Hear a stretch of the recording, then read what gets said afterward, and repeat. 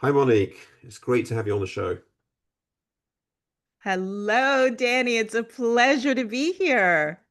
Great. So, I want to ask you, I want to start off by asking you, I'm really intrigued to know how you got started because I know your background is in opera. That's right. So yeah, just tell me your story. How did it all begin?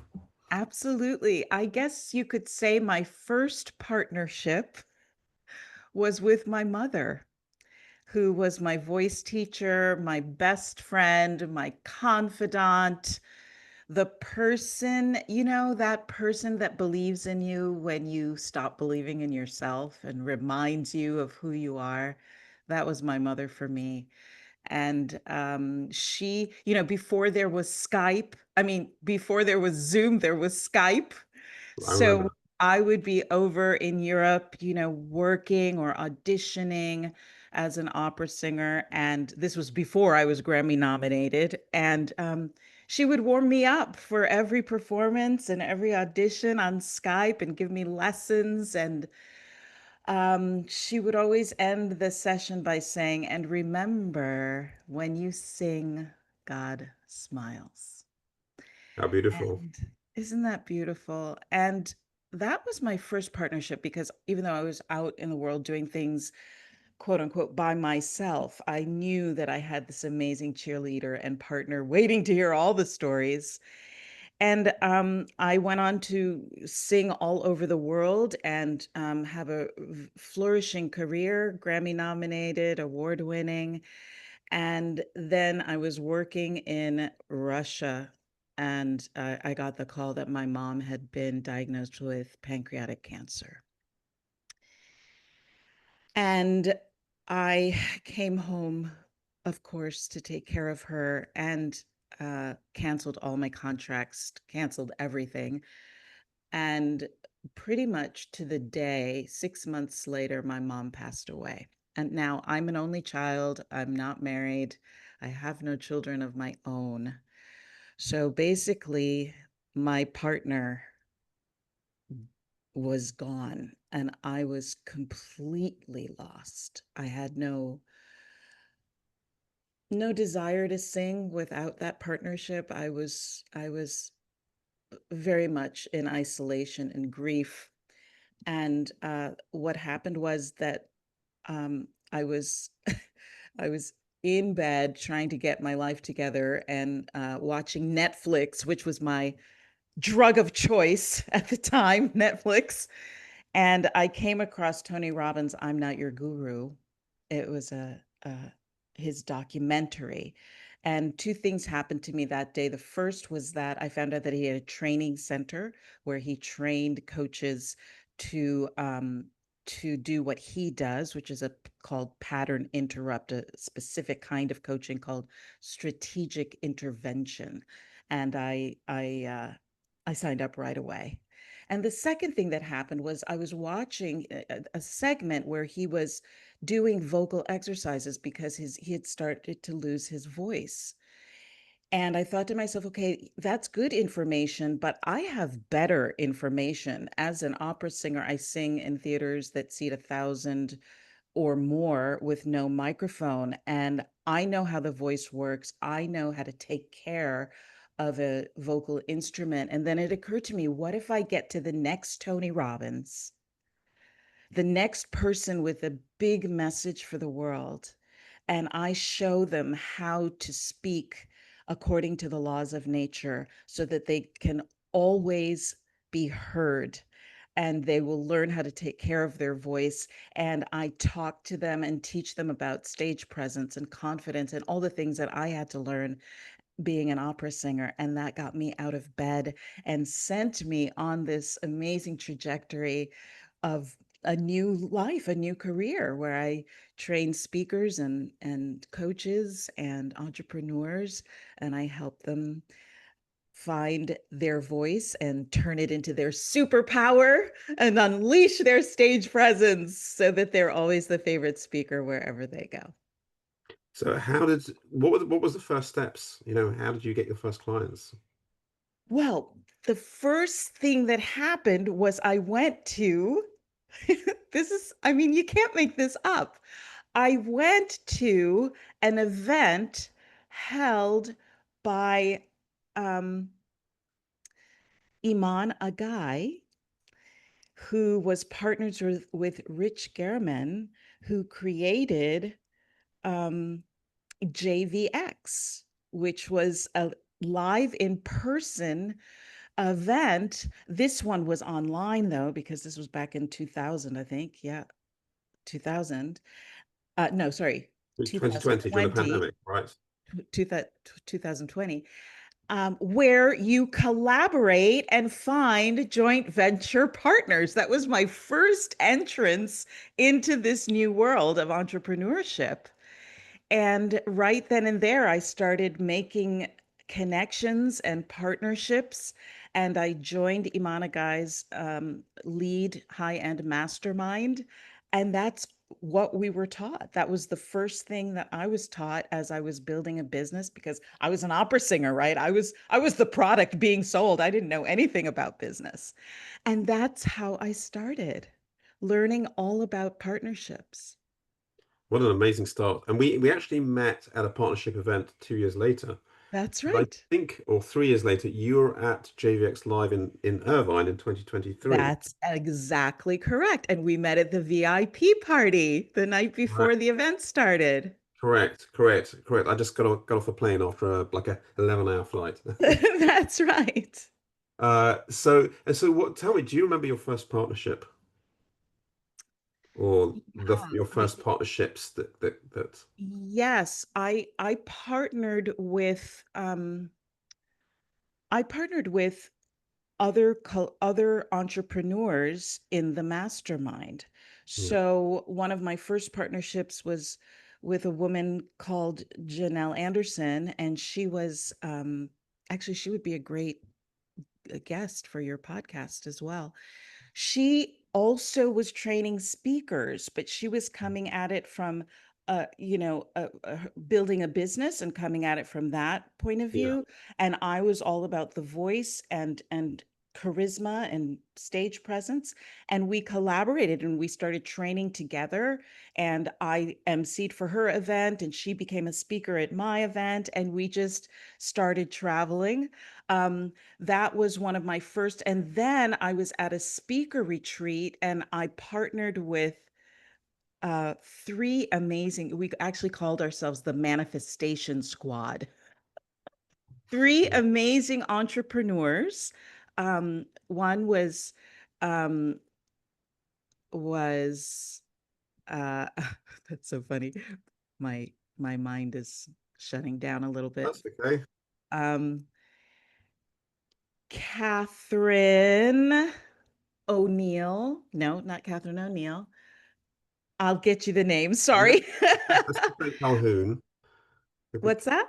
There's Catherine Calhoun. I know a few Catherines. No, it was yeah, I'll give you the names. Yes, I'm sorry okay. that the names are escaping me right now, which I'm gonna kick myself for because I love these people. Um, and there were three of us, and four altogether, and we called ourselves the Manifestation Squad. And we just started going to events together Hmm. and partnering each other. And if one couldn't go to the event, we would speak for the ones who couldn't be there and talk about them and what they did. And that is still to this day one of my favorite partnerships. Yeah, no, it sounds amazing because when you're a solopreneur, one of the issues is lack of bandwidth. You can't be at every event. Uh, Exactly. Exactly. And so that was a partnership that was I mean, because we love each other. And so right. So we it was so much fun to just be hanging around with each other and going through the whole thing together, as well as standing in for each other when we couldn't be there. yeah. Yeah. So yeah, that's what we did. Wow. Wow. And how did JVs since then? How have you been leveraging JVs for your business? Well, I am right now in the process of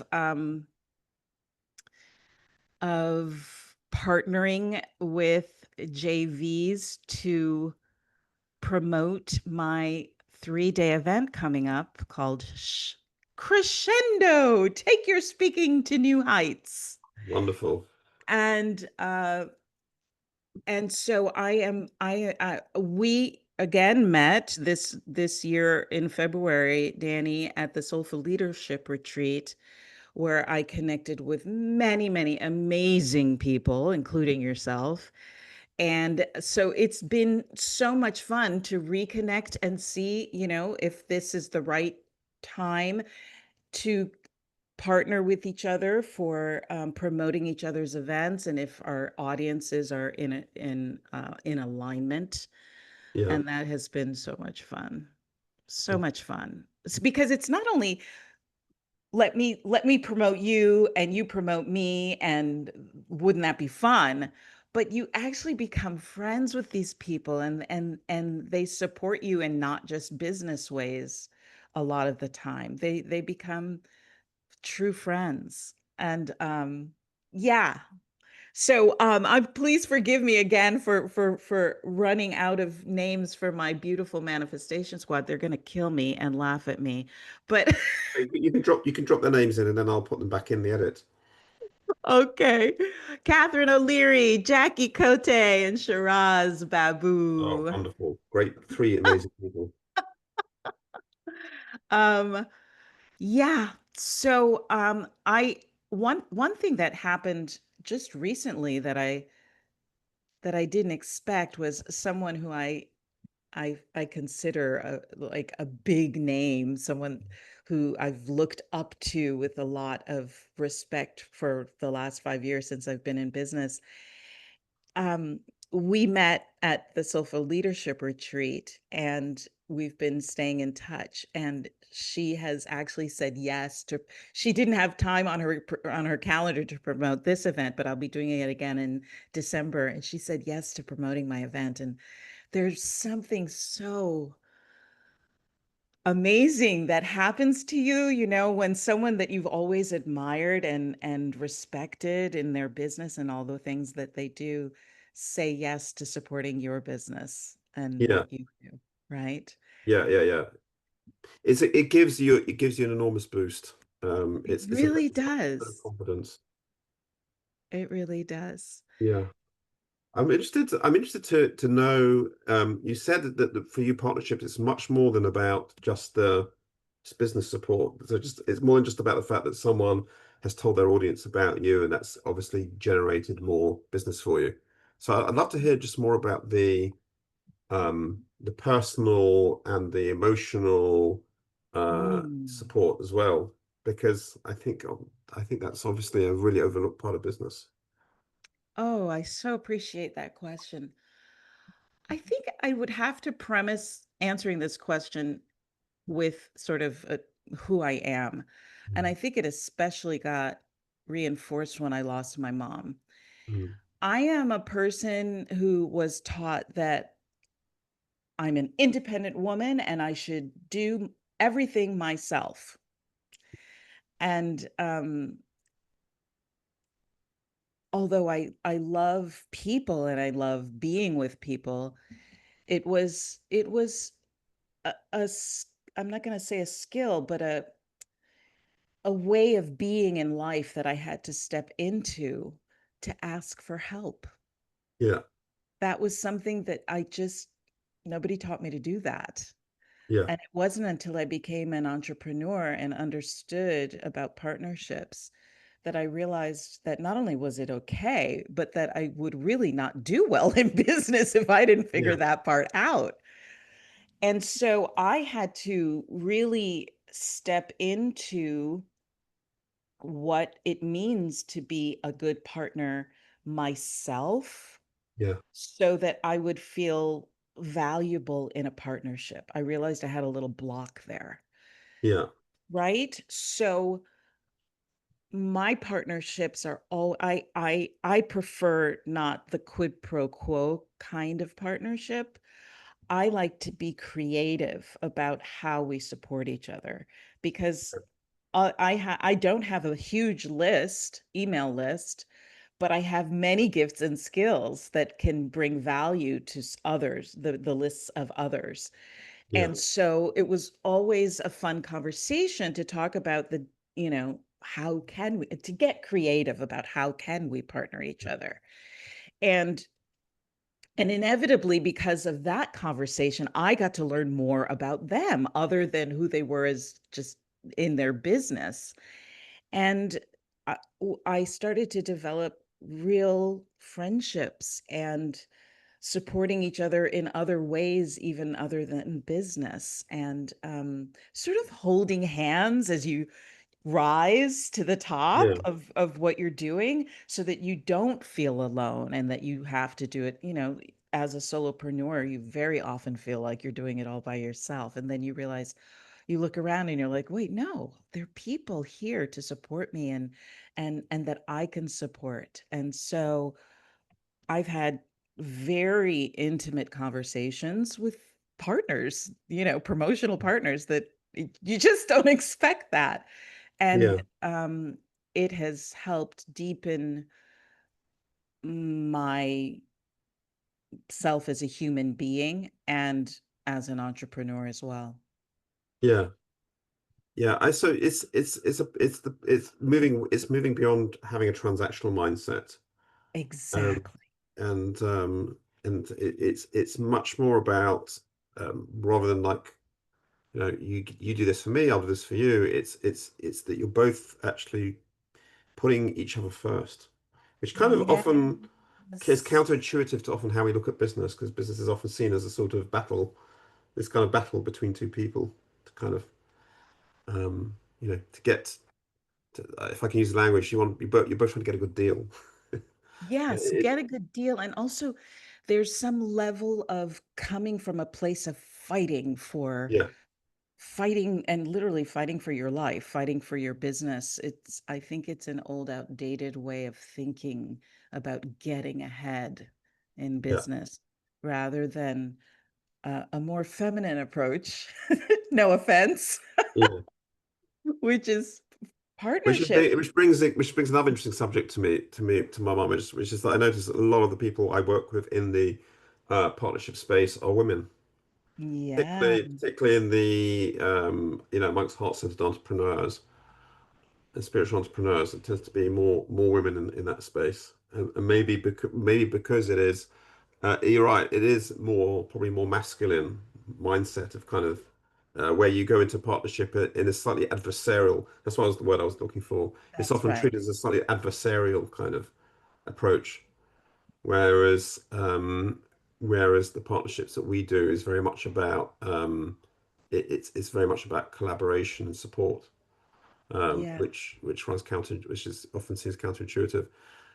I'm interested to ask you, and you may never have had any experience at this, but have you ever experienced any partnerships that have gone awry, that have sort of gone wrong, have not? Actually, yes, I have, unfortunately. Um, One of the partnerships that I didn't discuss, Mm, which I realize now is a huge part, it really is a partnership, mm, although most people would just say, I hired a VA or a virtual assistant, right? But because of who I am and how I run my business, my virtual assistant really is my partner. yeah, And she sort of manages me as much as I manage her. yeah, And I hired, I would say, at least 5 to 6 virtual assistants where I was looking for that kind of partnership. yeah, And they couldn't do it. And they yeah, were all fantastic people, but you know, I guess that is the way I think of it because even when I was an mm, opera singer, and I was going to do a concert and I would be hiring a pianist, which is what I feel like is a really good, my at least my example of mm, the VA entrepreneur relationship as well as the, you know, singer pianist relationship. Most of my colleagues were like, this is my pianist, and like they were the help. Yeah. And I'm the star of stage and screen. But for me, it was always a collaboration because if my pianist wasn't good, I wasn't as good as I could be. And I feel Yeah. the same way about my virtual assistants. Mm. They're out in the world representing me visually, Mm. right? So she's helping with copy, she's doing the graphic designing of my brand. And so we're partners. And what I was running into was they just the people that were terrified of doing it wrong. Yeah. So they wanted me to tell them what to do. Yeah. And where I was coming from was like, you know much more than I do about that part. Like all Yeah. that tech stuff, that's not my wheelhouse. That's why I need you. So I needed it to be more of a partnership. And so as that was a very rough road for me because I knew my business was growing and things were falling through the cracks and I couldn't handle it all and I couldn't find the right person. And thank God this year I did. And it's a true partnership, and I'm grateful every day. The part that when it actually turns into a partnership, it's about your VA having it's a mindset shift that your VA needs to have because a lot of people that you will work for you have got that mindset of my job is you tell me what I need to do and I go and do it. You know, it's very much Right. about tasks. And you've got tasks, I do them. And you need to be empowered to start thinking, no, this is much more of much more fluid type of relationship. Well, obviously Yeah. you're employing me. My job is to also to support you and show you a path on how to do this better. Yeah, That's exactly yeah, right. And thank you for mentioning that because I feel that I'm also in partnership with my clients in the same way. yeah, I'm there to remind them of how powerful they are. yeah, But I can't do that if they're not willing to be fully committed to yeah, themselves in the process. yeah, I'm a horrible coach if I don't have a partner, yeah. Well, you know? actually, yeah, yeah. Just because you they pay you doesn't stop them being partners. Exactly. Yeah, yeah, yeah. On the contrary, it enhances the relationship. For You know, sure. yeah, because they're very committed. When they're paying you, they're very committed as well. So that's the exact language I use with clients. I still talk about us being in partnership. Oh, I Um, love that. yeah, Yay.